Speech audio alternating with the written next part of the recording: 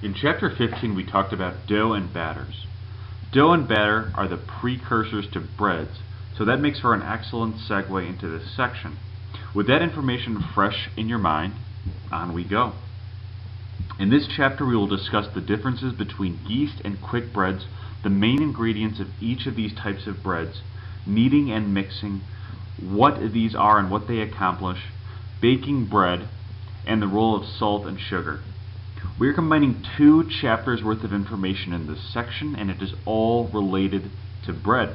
So sit back and enjoy. For this chapter, be able to explain the major structural differences between yeast and quick breads. For number 2, we have talked about some of the main functions of the ingredients in quick and yeast breads in Chapter 15, so be aware of what each of the main ingredients do. They have similar functions, but are added in different amounts or left out entirely from either the quick breads or yeast bread recipes to promote optimal structural differences. When baking, you are simply scientists that can create whatever you choose to with the ingredients that you have. Number 3, be able to explain what occurs during the kneading process. For number 4, after the mixing of the ingredients occurs and the kneading of the dough is done, it's time to bake the bread. This is the final stage of the bread making process and is where the magic begins to happen. Be able to explain some of the main things that occur during the baking process.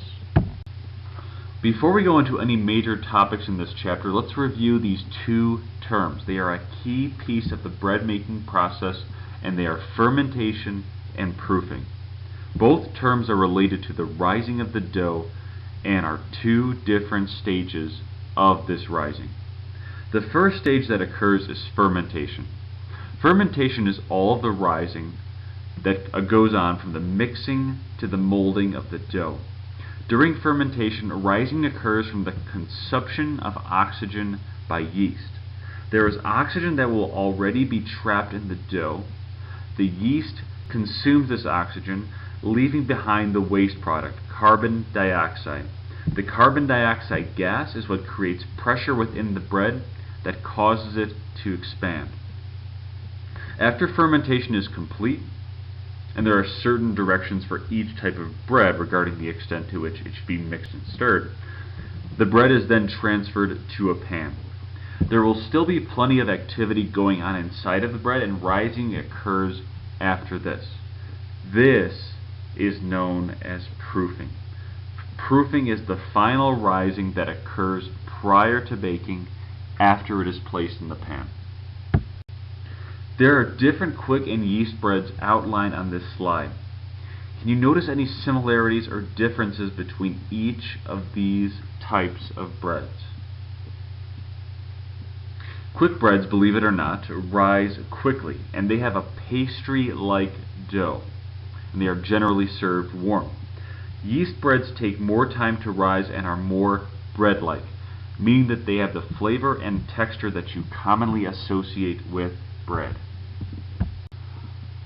Looking at some more of the differences between these 2 types of bread, you see that yeast breads have more characteristics that you would typically associate with the regular bread that you buy in loaves at the store.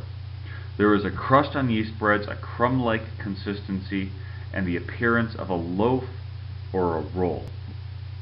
Quick breads are not all like pastries, but they have more of these characteristics. They are tender and soft, do not have a thick crust, and do not use yeast or eggs. Take a second to think about this.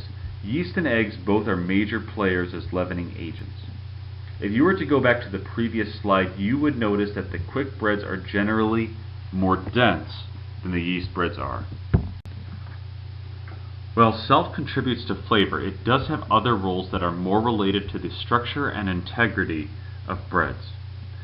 Salt prevents yeast fermentation from occurring too quickly, which is why yeast breads take much longer to rise than quick breads. Exposing the bread to higher temperatures for longer times ensures that bad bacteria is killed and does not develop during the bread fermentation process.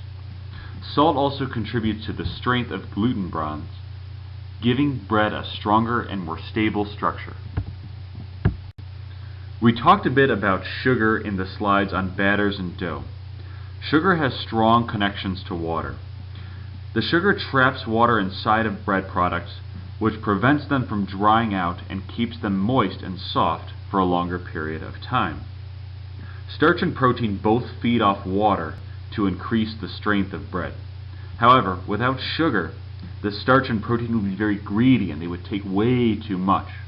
By doing so, they would make the bread very tough and provide it with a rougher structure.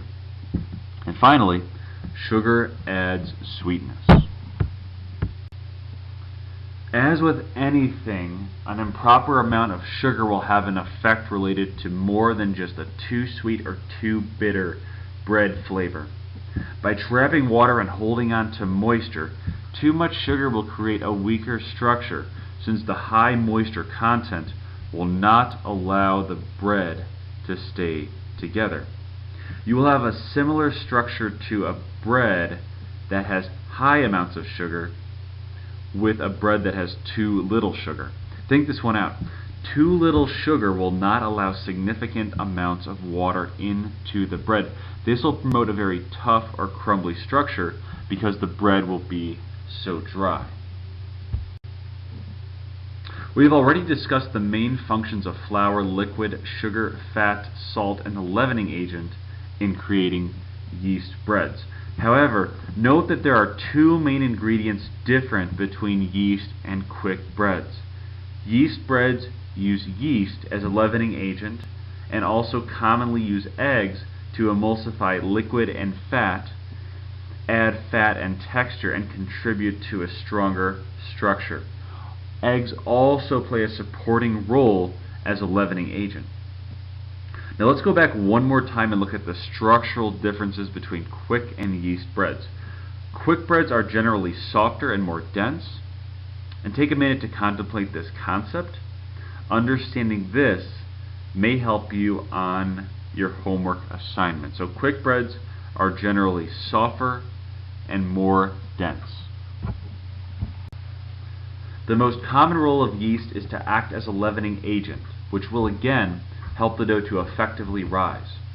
To recap, this occurs because the yeast will consume the oxygen available within the dough and produce carbon dioxide, a gas that promotes leavening. Yeast is one more ingredient that helps to develop the bonds between gluten to help develop the bread dough and final structure. And finally, yeast does add some flavor to the bread that provides it with the bread-like flavor that you are very familiar with. Yeast is an ingredient that must be carefully added to bread products. When warm water is added to yeast, it becomes active and will perform all of the functions listed in the previous slide. Being a live ingredient means that it will respond to certain environmental temperatures. As humans, we turn on the air conditioning in the summer because it is pleasant to us and allows us to be comfortable. If it is too low, we turn on the heat. If our house is 30 degrees, we will be so wrapped up in blankets that it would be much more difficult to log into D2L and to pay attention to these YouTube videos. If it is 115 degrees out, we would be dripping sweat all over the keyboard, and we would not be able to concentrate on the slides. We'd be so preoccupied with overheating that we would run immediately to the nearest cold water source. If it were much warmer, we would melt, and if it were much colder than 30 degrees, we would freeze to death. Yeast is alive and is somewhat similar.